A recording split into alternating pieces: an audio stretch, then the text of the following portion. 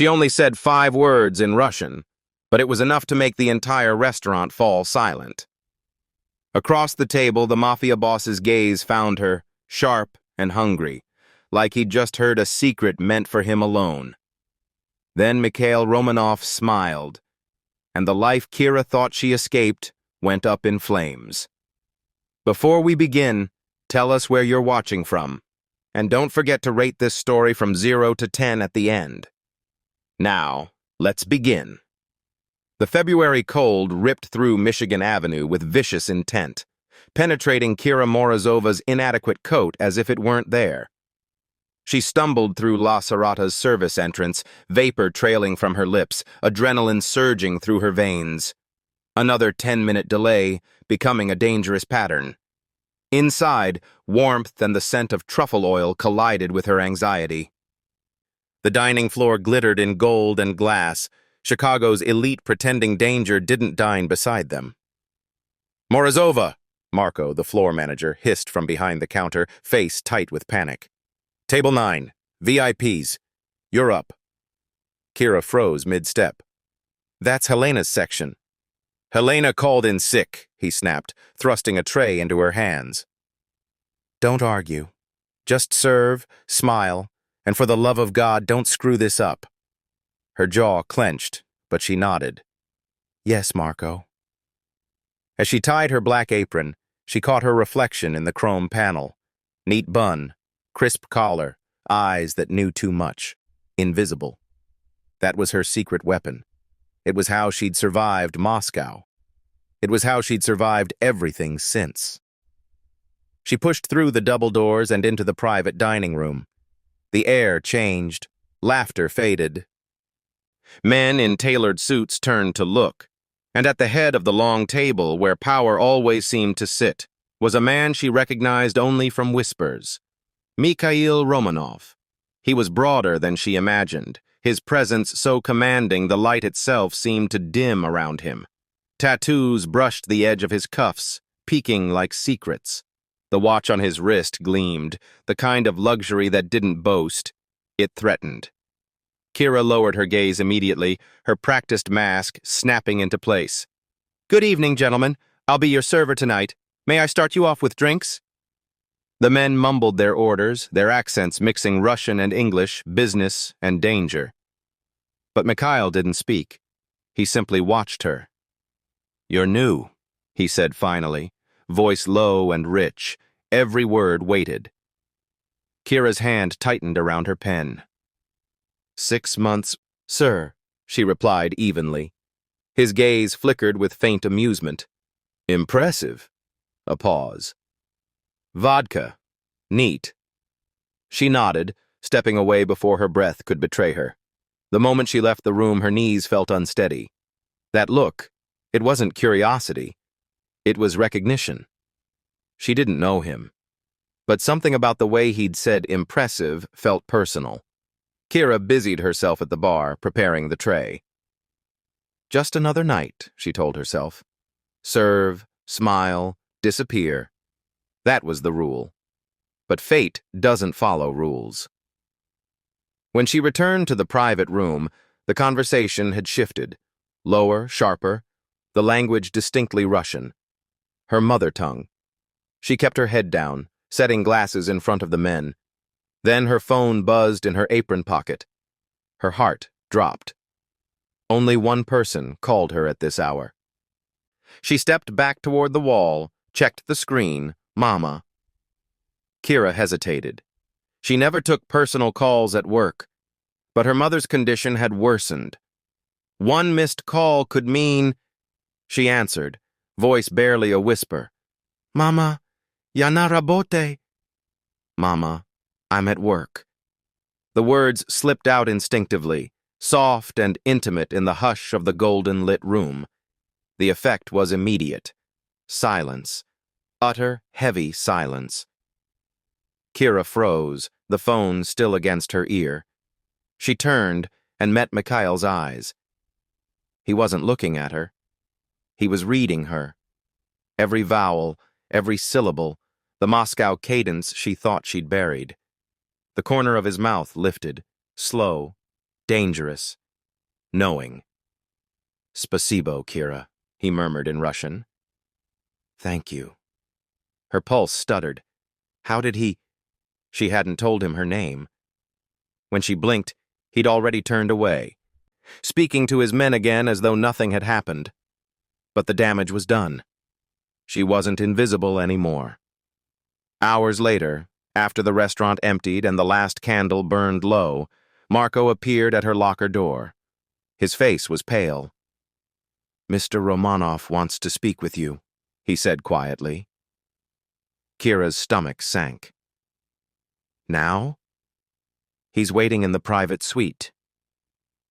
The words felt heavier than they should. She smoothed her uniform with trembling hands, forcing composure she didn't feel, and walked the same hallway that suddenly felt narrower than before. Behind the door, the lights were dimmed, the room still warm from expensive whiskey and tension. Mikhail sat alone now, his jacket gone, his white shirt sleeves rolled up, revealing the edge of a scar along his wrist. A predator at rest. "Sit, Kira," he said softly. The sound of her name on his tongue, precise, accented, made the air thin. She sat. "You hide your accent well," he said, studying her face. "Almost too well." I don't know what you mean." His smile was faint, humorless.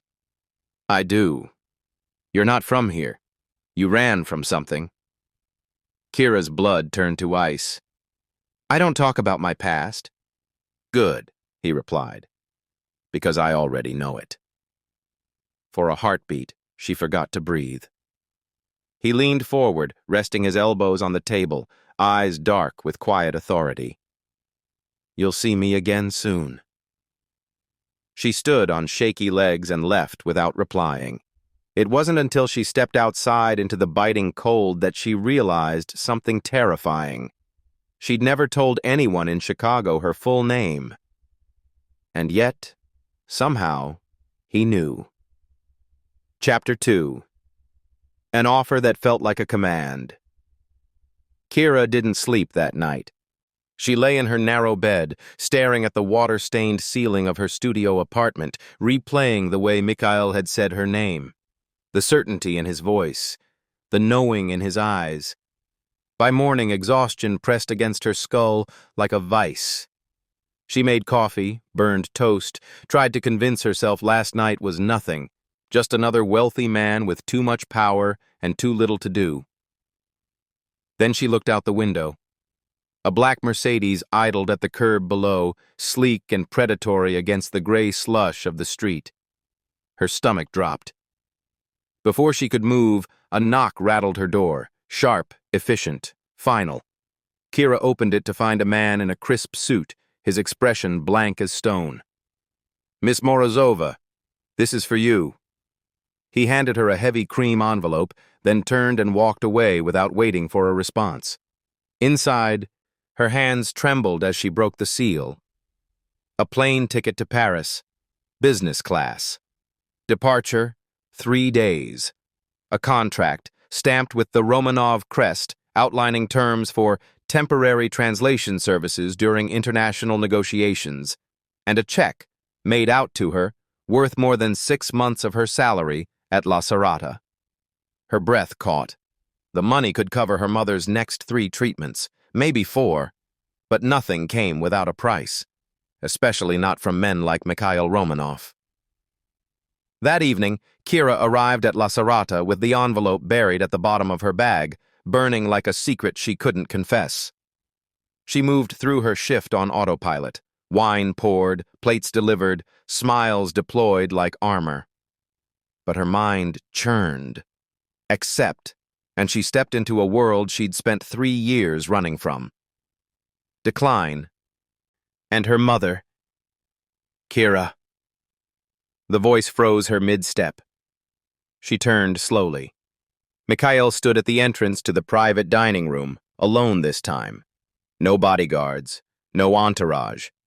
Just him, framed by shadows and amber light, looking at her like she was the only person in the world. "Walk with me," he said quietly. It wasn't a question. She followed him through the back hallway to a small balcony overlooking the alley. The night air was bitter, cutting through her uniform. Mikhail didn't seem to feel it. You received my offer, he said, lighting a cigarette with practiced ease. I did. And? Kira crossed her arms, trying to steady herself. I don't understand why you need me. There are professional translators. I don't want a professional. His gaze pinned her in place. I want someone I can trust. You don't know me. His smile was faint, almost sad. Don't I? The words landed like a blow. Kira's pulse hammered. What do you mean? Kira Sergeyevna Morozova, born in Moscow, Solntsevo district, fled Russia 3 years ago after your fiancé was executed by the Voronin family. He exhaled smoke, his tone casual, as though reciting the weather. You changed your name on the flight to New York, started over in Chicago, alone. Her blood turned to ice. How? I make it my business to know things. He stepped closer, close enough that she could smell cedar and smoke. Especially when fate puts someone interesting in front of me. I'm not interesting, she whispered. I'm nobody. You're a survivor. His voice dropped, soft and dangerous. That makes you rare. Kira forced herself to breathe. I can't accept your offer. The warmth in his expression vanished. His jaw tightened, and for the first time, she saw the predator beneath the polish. Don't mistake this for a request, Kira. The air between them thickened. Her throat closed. 3 days, he said, turning toward the door. Be ready.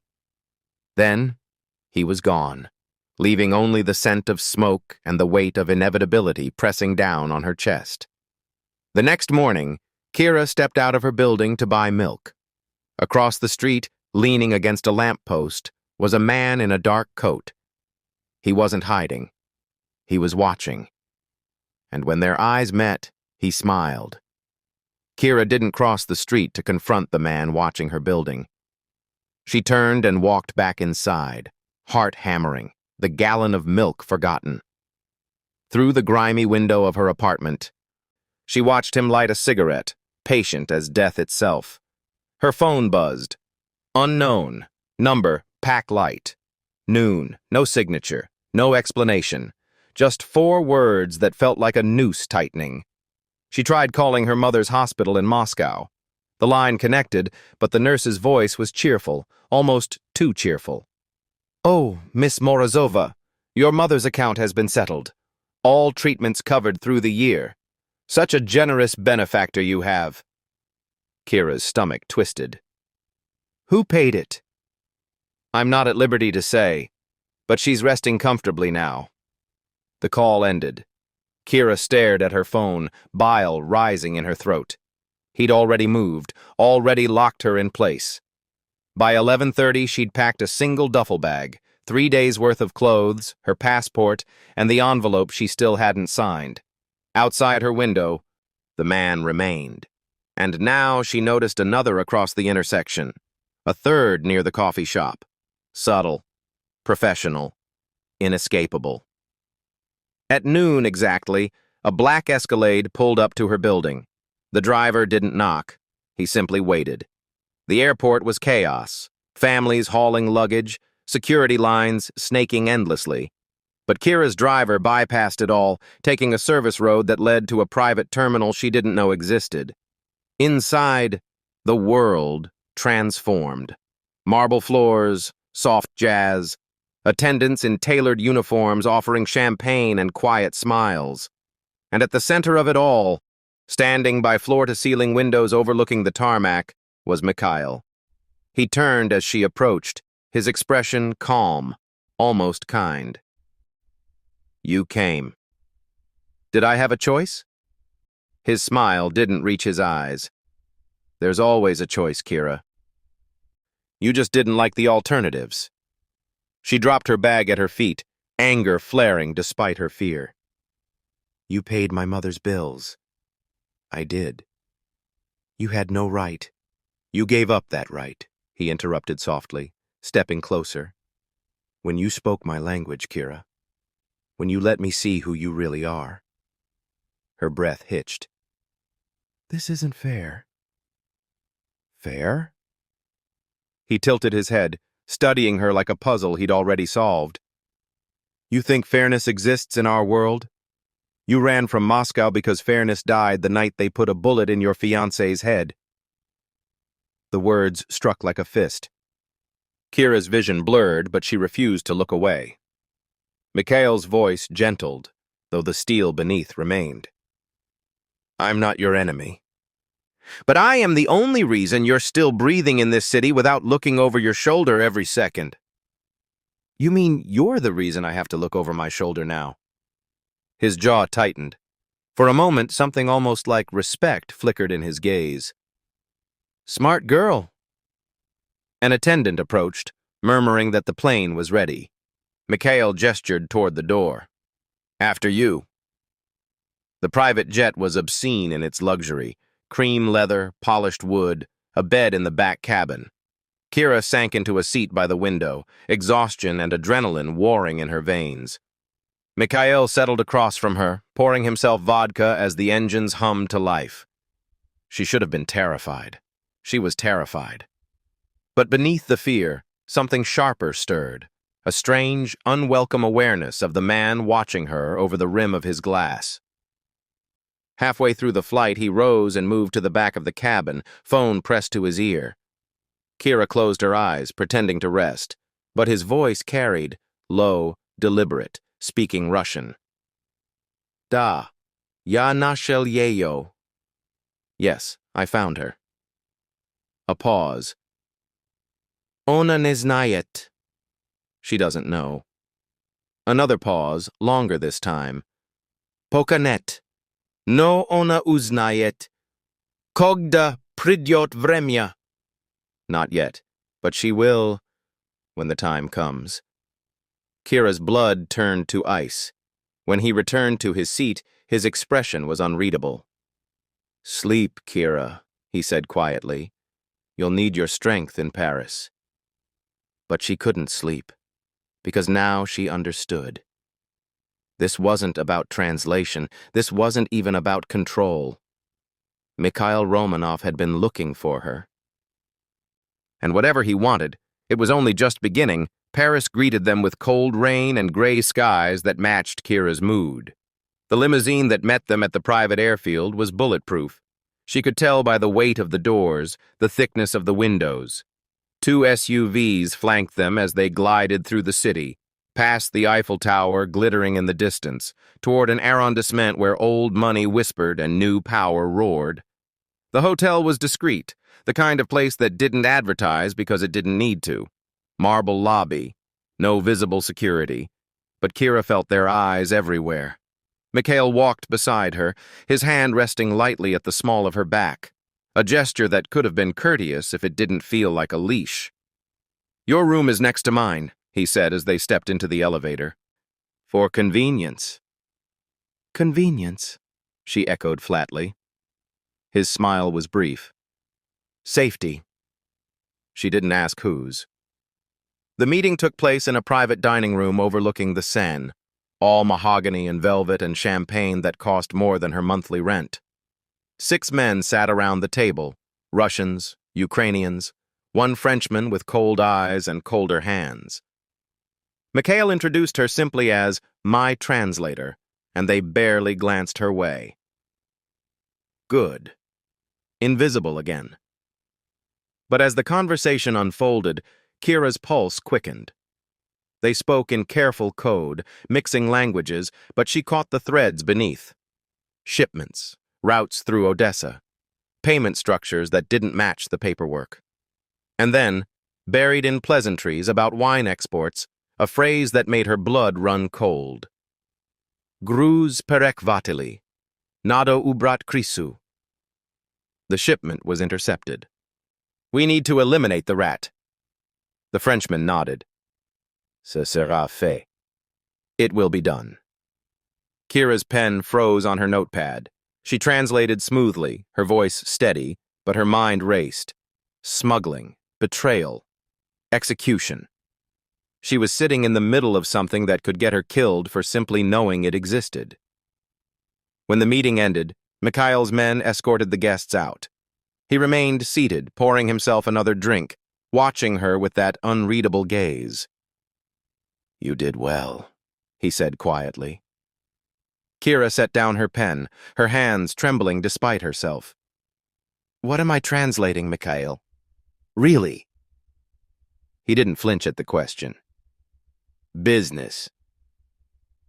Business that involves eliminating rats." His expression didn't change. "You're sharp. That's why I chose you." "You chose me because I speak Russian," she said, anger overriding fear. "Not because you trust me. Trust is earned." He leaned back, swirling the vodka in his glass. "But you're right. I didn't choose you only for your language skills." "Then why?" A pause. His eyes darkened with something she couldn't name. Memory, regret, calculation. "You remind me of someone," he said finally. "Someone I once trusted completely. And she betrayed me." His voice was soft, almost gentle. "Put a bullet in my shoulder and disappeared with €500,000. Kira's breath caught. "So you think I'll—" "No." He stood, crossing to where she sat, close enough that she had to tilt her head back to meet his eyes. "I think you're smarter than she was. Smart enough to know that loyalty, real loyalty, is the only currency that matters in my world." His hand brushed her cheek, a touch so light it could have been imagined. "And I think," he whispered, "you'll prove me right." Then he left, the door closing with a quiet finality that felt like a verdict. That night, Kira dreamed of Moscow, snow falling, blood in the street, her fiancé's hand going cold in hers, and a voice, Mikhail's voice, saying her name over and over until it became a prayer or a curse. She woke, gasping, disoriented in the unfamiliar room, and froze. Mikhail stood in her doorway, backlit by the hallway's soft glow, his expression unreadable. "You were screaming," he said quietly. Her heart hammered. "How did you—" "I have a key to every room, Kira, including yours." The implication hung between them, heavy and undeniable. She pulled the blanket tighter around herself. "What do you want?" He stepped inside, closing the door behind him. "To make sure," he said, voice low and steady, "that you understand exactly where you are." Kira didn't sleep the rest of the night. She sat in the hotel armchair watching the door, every creak of the building making her flinch. Mikhail had left as quietly as he'd arrived, but his presence lingered like smoke. "I have a key to every room, Kira, including yours." When dawn finally broke, a knock rattled her nerves. She opened the door to find a breakfast cart, croissants, fresh berries, espresso in delicate china. And Mikhail, leaning against the doorframe like he owned the world. "You look tired," he observed, walking past her without invitation. "Wonder why," she muttered, closing the door. He poured her coffee, the gesture almost domestic if not for the tension crackling between them. "You hide your accent when you're nervous," he said, handing her the cup. "Why?" "Survival. Shame." His gaze lingered on her mouth. "It's what makes you unforgettable." Heat crawled up her neck. She looked away, hating how easily he unsettled her. "Eat," he said, his tone shifting to something businesslike. "We have another meeting tonight, important one." The second meeting was at a private club in Le Marais, all velvet booths and whispered deals. Kira sat beside Mikhail, translating negotiations over weapons shipments disguised as agricultural equipment. The men around the table were careful, their words layered with double meanings. But one of Mikhail's own, a man named Sergei, kept fumbling his Russian, inserting subtle mistranslations that shifted prices, altered delivery dates. Kira caught it immediately. She paused mid-sentence, glancing at Sergei. His jaw tightened. Their eyes met. Then she corrected him. "Actually," she said smoothly in Russian, "the delivery is 3 weeks, not 3 months, and the price is per unit, not per shipment." The room went silent. Mikhail's gaze slid to Sergei, cold as winter. "Is that right, Sergei?" Sergei's face paled. "I must have misspoken. Twice?" Mikhail's voice was soft, lethal. "How unfortunate." The meeting ended minutes later. The other men left quickly, sensing blood in the water. Sergei was escorted out by 2 guards who looked like they were taking him to confession. Kira sat frozen, her pulse hammering. When they were alone, Mikhail turned to her, his expression unreadable. Then he smiled, slow, dangerous, appreciative. "You just saved me €500,000, he said, stepping closer. "How shall I thank you?" She stood, trying to put distance between them.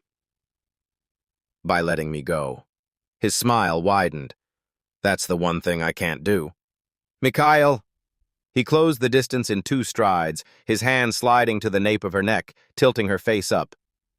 "You're wasted on invisibility, Kira." Then he kissed her. It was brief, possessive, claiming, a brand burned into her mouth. His lips were warm, tasting of vodka and something darker, and for one breathless second her body betrayed her, leaning into him before her mind caught up. She shoved him back and slapped him. The crack echoed in the empty room. Mikhail didn't flinch. He touched his jaw, his smile never faltering. "Now we're even," he said quietly. Her hand stung. Her heart raced. She wanted to scream, to run, to hit him again. Instead, she turned and walked out, his laughter following her like a ghost. Back at the hotel, Kira locked herself in her room, breath coming in short gasps.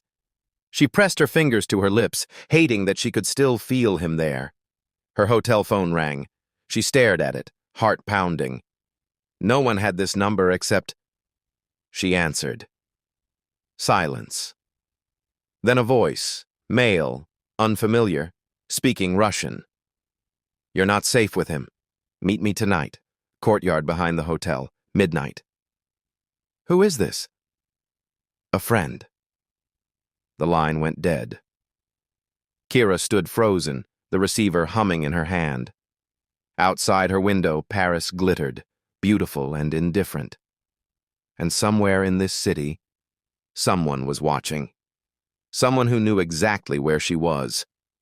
Kira waited until midnight, watching her door for shadows that didn't belong. Mikhail's men were everywhere. She'd learned their patterns over the past 2 days. Shift change at 11:40. A 3-minute gap in the hallway surveillance. She slipped out wearing black, her heart hammering against her ribs. The courtyard behind the hotel was dark, cobblestones slick with rain. A fountain burbled softly, masking the sound of footsteps. A figure emerged from the shadows. Kira's breath stopped. "Alexei?" Her late fiancé's brother looked older, gaunt, haunted, a scar running down his left cheek that hadn't been there 3 years ago. But his eyes were the same. Dmitri's eyes. "Kira." His voice cracked. "Bože moi, it really is you." She wanted to run to him, to collapse into the familiar, but survival kept her rooted. "What are you doing here? How did you find me?" "The same way he did." Alexei's expression darkened. "Mikhail Romanov.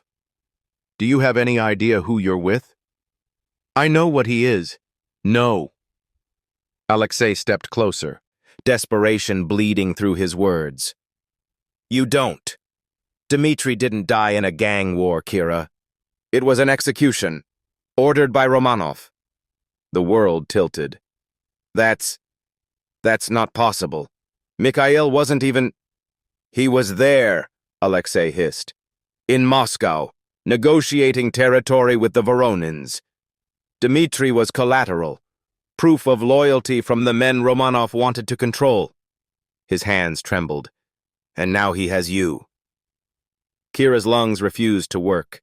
Memories crashed over her. Dmitri's blood on the snow, the gunshots echoing, the way she'd run until her legs gave out. Why would he bring me here? If he did that, why... I don't know. Alexei gripped her shoulders. But I need your help. There's a ledger, black leather, kept in his personal safe. It has names, transactions, proof of everything. Get it for me. You're asking me to steal from him? I'm asking you to help take down the man who murdered your fiancée. The words hung between them, sharp as knives. Kira pulled away, her mind racing. Mikhail's touch, his kiss, the way he'd looked at her like she mattered. Had it all been a lie? I'll try, she whispered finally. Alexei nodded, relief flooding his face. 3 days. There's a cafe on Rue de Rivoli, Le Petit Zinc. Meet me there. Then he was gone, swallowed by shadows. Kira slipped back into the hotel, adrenaline making her clumsy. She'd almost reached her room when a door opened behind her. Going somewhere? She froze. Mikhail stood in his doorway, dressed in black slacks and an open shirt, his expression unreadable in the dim light. I couldn't sleep. Went for air. Without my protection. He stepped closer. Voice silk over steel. Dangerous city, Paris. Especially at night. I was careful. His gaze swept over her, cataloging, assessing. Were you? It wasn't a question. Kira forced herself to meet his eyes. Yes. For a long moment he said nothing. Then he smiled, faint, knowing, lethal. Good. He touched her cheek, thumb brushing her jaw. Because if something happened to you, Kira, I'd have to burn this city down to find out who was responsible. The threat was clear. So was the possessiveness beneath it. He let her go, disappearing back into his room. 2 days later, during an afternoon when Mikhail was occupied with meetings, Kira found herself alone in his suite. Her hands shook as she approached his desk. The safe was behind a painting, predictable, almost insulting in its obviousness. She'd watched him enter the code once, 1017. The lock clicked open. Inside, stacks of cash, passports with different names, a gun, and a black leather ledger. Kira pulled it out, her pulse roaring in her ears. She flipped through pages of names, numbers, locations, then stopped. There, halfway through, written in Mikhail's precise hand, Kira Sergeyevna Morozova, asset, Moscow extraction, January 2022. Current status, secured. Beneath it, a single line that made her blood turn to ice. Father, Viktor Morozov. Debt outstanding. Her hands went numb. The ledger slipped from her fingers. And behind her, a voice. Cold, quiet, inevitable. Find what you were looking for? Kira didn't move. Couldn't. Mikhail stood in the doorway, perfectly still, his eyes on the ledger lying open at her feet. The silence stretched, razor-thin and suffocating. I asked you a question, he said quietly. She forced herself to breathe. You've been tracking me since Moscow. Yes. My father, Viktor Morozov. Mikhail stepped inside, closing the door with a soft click that sounded like a cell locking. A brilliant accountant, a loyal friend, Until he stole 20 million rubles from my family and disappeared. Kira's legs threatened to buckle. That's a lie. Is it? He picked up the ledger, turning to the page with her name. Your father worked for mine for 15 years. When the Voronin family tried to destroy us, he took their money and helped them drain our accounts. 3 weeks later, he was dead. Car accident, they said. His smile was bitter. Convenient. My father died when I was 12 and left you with his debt. Mikhail's gaze pinned her in place. In my world, Kira, debts don't die with the debtor. They pass down. Her throat closed. So what am I? Collateral? You're here, he said simply. That's what you are. That night, Mikhail moved her into his penthouse. Not asked, informed. Your things are already upstairs, he said as his driver pulled into an underground garage beneath a building that seemed to touch the sky. You'll be more comfortable here. Comfortable, she echoed numbly. Or controlled? He looked at her, something almost like regret flickering in his eyes. Both. The penthouse was obscene, floor-to-ceiling windows overlooking Paris, marble and glass and art that cost more than lives. Her room was twice the size of her Chicago apartment, with a bed that felt like sleeping on clouds and a closet already filled with clothes in her exact size. She tested the door that night. It locked automatically from the outside.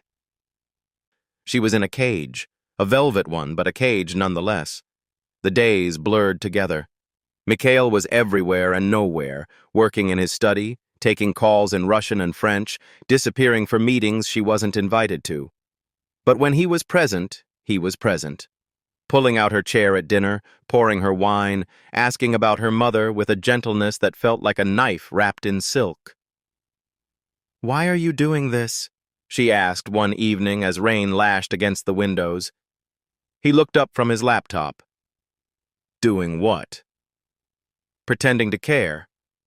His expression darkened. You think I'm pretending? I think you're very good at making people believe what you want them to believe. He closed the laptop, rising and crossing to where she sat curled in an armchair. He crouched before her, eye level, close enough that she could see the scar along his collarbone. Ask me, he said softly, what you really want to know. Her voice shook. Why am I in your ledger? Because your father's betrayal cost my family everything. My father died in prison. My mother drank herself to death. My sister, his jaw clenched. My sister was 14. She didn't survive what happened after we lost our protection. Kira's breath caught. Mikhail, you are the debt he left behind, he said, his voice cold and raw all at once. The only piece of Viktor Morozov still breathing. The only thing I could collect. Tears burned behind her eyes. So you what? Found me? Brought me here to punish me for something my father did when I was a child? No. His hand covered hers, warm and steady. I brought you here because I wanted to understand. How the daughter of a traitor could have eyes that loyal, a spine that straight. His thumb brushed her knuckles. I wanted to see if you were like him. And? You're nothing like him. The confession hung between them, fragile and dangerous. Kira should have pulled away, should have run, but when his fingers tightened around hers, she didn't move. I hate you, she whispered. I know, he said. Then the window exploded. Glass shattered inward, the crack of a rifle shot splitting the air. Mikhail moved before her mind could process, tackling her to the floor, his body covering hers as another bullet punched through where her head had been seconds before. Stay down, he barked. Blood roared in her ears. His weight pressed her into the marble, his heart hammering against her spine. They're not aiming at you, she gasped. They're They're aiming at you, Kira. The realization hit like ice. Someone wanted her dead. The world was glass and gunfire. Mikhail dragged Kira behind the marble kitchen island as another shot cracked through the night. His men flooded the penthouse, shouting in Russian, weapons drawn, securing exits. "Stay here," he commanded, his hand cupping the back of her head. Blood streaked his forearm. Not his, she realized with sick relief. Glass from the window. "Mikhail, stay." Then he was gone, moving through the chaos with terrifying precision. Kira pressed her back against the cold marble, heart hammering so hard she thought her ribs might crack. Minutes stretched into hours, then silence, thick and suffocating. When Mikhail returned, his expression was carved from stone. "It's done. They're gone." "Who was it?" His jaw tightened. "I'll know soon." By dawn, he had his answer. Kira found him in his office, staring at security footage frozen on a familiar face. Alexei, half hidden behind a parked car across the street, holding a phone. The spotter. "No," she breathed. Mikhail didn't look at her. "He hired the shooter, used your meeting as reconnaissance." His voice was flat, dead. "He used you as bait." Kira's knees buckled. She gripped the desk. "You don't know that." "I have the phone records, Kira. The wire transfers." He finally turned, and his eyes were winter. "He wanted you dead to hurt me, or to tie up loose ends. Maybe both." "Please." She didn't know what she was asking for. Don't what?" His voice rose, control fracturing. "He tried to kill you. In my home. Under my protection. If you kill him, you prove him right about you." The words tore out of her. "You prove you're exactly what he said. A monster who destroys everything." Mikhail stared at her, chest heaving. Then something shifted in his expression, something raw and human and devastating.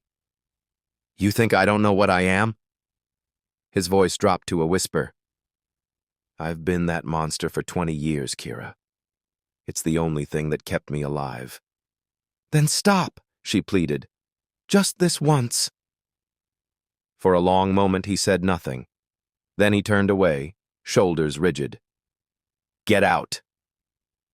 She fled before he could change his mind. 2 days later, Kira discovered the truth by accident. She'd been looking for her phone when she found the tracker. A tiny device, sewn into the lining of Alexei's jacket, photographed and documented in a surveillance file left carelessly open on Mikhail's desk. Her blood turned to ice. He hadn't spared Alexei out of mercy. He'd let him go so he could hunt him slowly. That night she stood before Mikhail in his study, the file clutched in her trembling hands. "You lied to me." He looked up from his drink, unsurprised. "I bent the truth. There's a difference." "You said you'd let it go." "I said I wouldn't kill him." His gaze was steady, unapologetic. "I never said I'd let him disappear." "This is still control. Still you manipulating everything." "Yes." He rose, crossing to her. "Because the alternative is you dead in an alley somewhere while I drink myself into oblivion trying to forget I failed to protect you." "You can't own me," she whispered, tears burning her eyes. "I know. You can't control every move I make. I know. Then why won't you just let me go?" The question hung between them, sharp and desperate. Mikhail's hand lifted, hovering near her cheek but not touching. His voice, when it came, was raw. "I don't want to own you, Kira." His eyes searched hers, vulnerable in a way she'd never seen. "I want you to stay." The difference shattered something inside her. "I can't," she breathed. His hand dropped. He nodded once, something dying behind his eyes. "Then go." She packed in silence, one bag, the essentials. When she reached the elevator, his men didn't stop her. The doors opened, closed. She descended alone, her heart breaking with every floor. Outside, Paris was gray and cold. She walked 3 blocks, hailed a taxi, gave the address of a cheap hotel near Gare du Nord. It wasn't until she reached her room that she found it, tucked into her coat pocket. A key card, black, unmarked, and on the back, in Mikhail's precise handwriting, "When you're ready." Her hands shook. Across the city, in his penthouse, Mikhail stood at the shattered window, watching, waiting, letting her believe she was free. 6 weeks. That's how long Kira had been back in Chicago, living in a studio apartment smaller than Mikhail's closet. No doormen, no marble, no men with guns watching her every move, just silence. She worked at a bookstore now, quiet, anonymous, invisible again. Every morning she made coffee. Every night she locked her door twice. The routine was supposed to heal her. It didn't, because every time the phone rang, her heart stopped. Every time footsteps echoed in the hallway, she looked up, expecting, but he never came. The news reached her through whispers at first. Russian contacts disappearing, shipments rerouted, territories abandoned. Someone on a forum she shouldn't have been reading posted a theory. Romanov's gone dark. Empire's crumbling. She told herself she didn't care. She told herself she was free. The letter arrived on a Tuesday. No return address. Just her name in familiar, precise handwriting. Inside, a single plane ticket to Moscow. Departure, 3 days. And one word, scrawled across expensive cardstock. Home.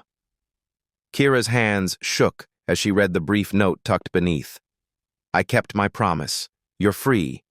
But freedom doesn't mean forgetting. The choice is yours. It always was. M. She burned it that night, watching the paper curl and blacken in her sink. Then she opened her laptop and booked a flight. 3 months earlier, Paris Mikhail had stood in the ruins of his penthouse, glass crunching beneath his shoes, and made a single phone call. Dismantle it, he'd said quietly. All of it. His second-in-command had gone pale. Boss, if we pull out now, I don't care. His voice was steel. Liquidate the assets. Pay off the debts. Route the clean money through Geneva. A pause. And make sure Kira Morozova's mother receives monthly payments. Anonymous. Forever. What about you? Mikhail looked at the keycard still sitting on his desk, the one Kira would find in her pocket. I'll disappear, he said, before I destroy her completely. Moscow. Present day. Snow fell on Red Square, thick and silent, blanketing the city in white. Kira stood at the edge of the square, breath fogging in the frigid air, phone pressed to her ear. Her mother's voice crackled through, stronger now, healthier. Kira, Zeka, where are you? Just visiting, Mama. She switched to Russian without thinking, the language settling over her like a second skin. I'm at work. Well, not work, just walking. You sound tired. I am. She smiled despite herself. But I'm okay. They spoke for a few more minutes before Kira ended the call, slipping her phone into her pocket. She stood there, watching the snow swirl around St. Basil's Cathedral, feeling the weight of everything she'd lost and found and chosen. Mama, ya na rabote, she whispered to herself, testing the words that had started it all. Behind her, a voice, deep, familiar, impossible, answered in Russian. You're late again, Kira. Her heart stilled. She turned slowly. Mikhail stood 10 feet away, snowflakes catching in his dark hair, hands in the pockets of a wool coat. He looked different, quieter somehow. The sharp edges softened by exhaustion and something that might have been peace. You came, he said, and there was wonder in his voice. You left, she replied, voice shaking. I had to. He stepped closer. You asked me to let you go. So I did. All of it. The empire. Gone. A faint smile. Turns out I'm a terrible criminal when my heart's not in it anymore. Tears blurred her vision. Why Moscow? Because it's where your story began. His hand lifted, hovering near her cheek. I thought maybe we could write a different ending. She should have walked away, should have protected herself. Instead, she closed the distance between them. I still hate you sometimes, she whispered. I know. His forehead touched hers, breath warm against her frozen skin. I hate myself too. Good, she said. And then she kissed him. Not possession. Not control, just choice. Snow fell around them in Red Square, covering their footprints, erasing their past. And in the space between one breath and the next, Kira Morozova finally came home. Her voice had caught his ear.